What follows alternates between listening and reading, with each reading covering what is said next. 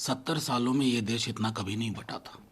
70 सालों में ऐसा नहीं हुआ था कि एक महत्वपूर्ण इंटरव्यू एक पूर्व गवर्नर का आए और सरकार चुप्पी साध ले। 70 सालों में ये नहीं हुआ था कि मॉब लिंचिंग को लेकर के सर्वोच्च न्यायालय को कहना पड़े। 70 सालों में ये नहीं हुआ था कि आज़ाद ख्याली और फ्रीडम ऑफ एक्सप्रेशन के लिए सुप्रीम कोर्ट को इंटरवीन करना पड़े।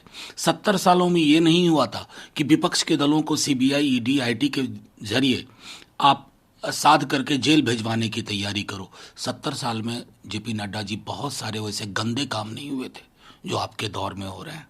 आईना सामने रखिए। एक बहुत पुराना शेर है, जब कभी दूसरों पर तबसरा कीजिए, सामने आईना रख लिया कीजिए। प्रेसिडेंट हैं वो आरोप लगा रहे हैं कि जो यूथ कांग्रेस के प्रेसिडेंट हैं उन्होंने उनके साथ हरासमेंट किया। इसकी शिकायत उन्होंने प्रियंका गांधी, राहुल गांधी को किया, फिर भी सुनवाई नहीं। देखिए, मैं समझता हूं कि जाहिर है बहुत बड़ी खबर है, बहुत महत्वपूर्ण खबर है, इसलिए मीडिया में मुझसे सवाल पूछा जा रहा है।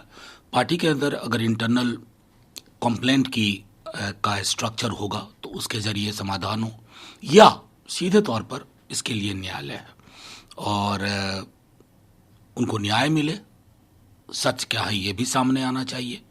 इसकी इसके पक्ष में हम हैं। इससे ज़्यादा मैं समझता हूं कि हेडलाइन मैनेजमेंट ना बन के रहे, यही आशा होगी।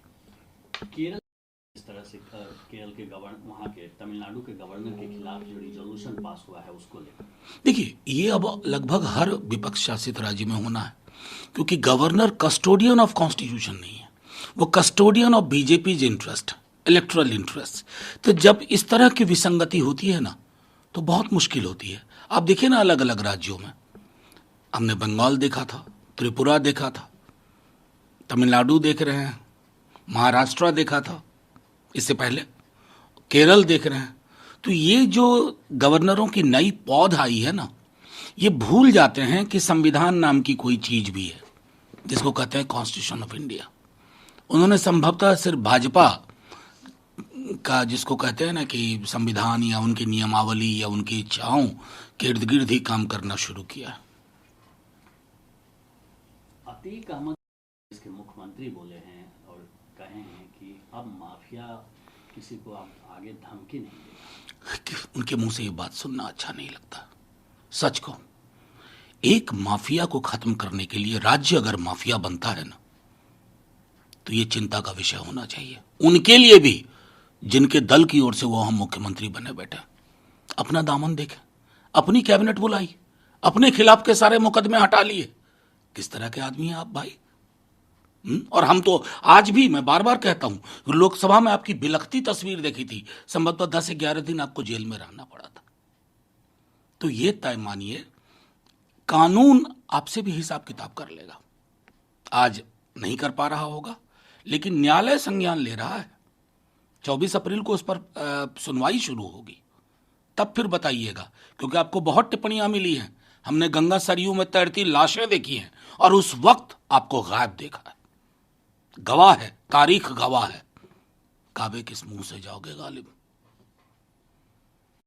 कि जिस तरह से संविधान को एक किनारे रखा जा रहा है अतीक के इनकाउंटर पर, ये बिल्कुल सही बात है। डे 1 से हम कह रहे हैं, हमारे पार्टी के लीडर तेजस्वी जी ने कहा है, सब लोगों ने कहा है।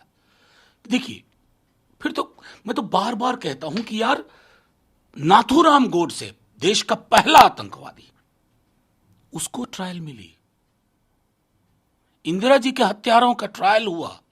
ट्रायल रूल ऑफ लॉ का नियामक है। आप नियामकों को खत्म कर रहे हैं। ये मध्ययुगीन बर्बरता का उत्सव गान गाने वाला एक संस्कृति आप पैदा कर रहे हैं। उस संस्कृति के लिए कोई जगह नहीं है एक संविधान सम्मत समाज में। जैसा यार स्ट्राइक के लिए जो पॉलिटिकल विल पावर होता है वो नहीं मिला, और इसलिए नहीं, बहुत पॉलिटिकल विल पावर की बात कह रहे हैं साहब, तो मैं क्या कहूं। लेकिन पॉलिटिकल विल पावर था कि पाकिस्तान के टुकड़े हो गए और बांग्लादेश बना।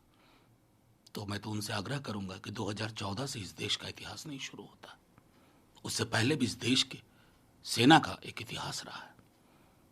आपकी मजबूरियां होंगी कि आपको सिर्फ 14 के बाद की, लेकिन मैं आपको कहूं उससे पहले का इतिहास देखिए। हमारे पास बल नहीं, बहुत ताकत नहीं थी, आर्थिक रूप से उतनी ताकतवर नहीं थे, लेकिन पॉलिटिकल विल था और उस पॉलिटिकल विल ने हासिल किया। हाँ, लगे हाथ हमारा तो ये भी प्रश्न होगा कि हमारे 40 जवानों के घरों के जो दीपक बुझे ना, उसके बारे में आज तक कोई रिपोर्ट नहीं आई है। रोंगटे खड़े हो जाते हैं सोच करके।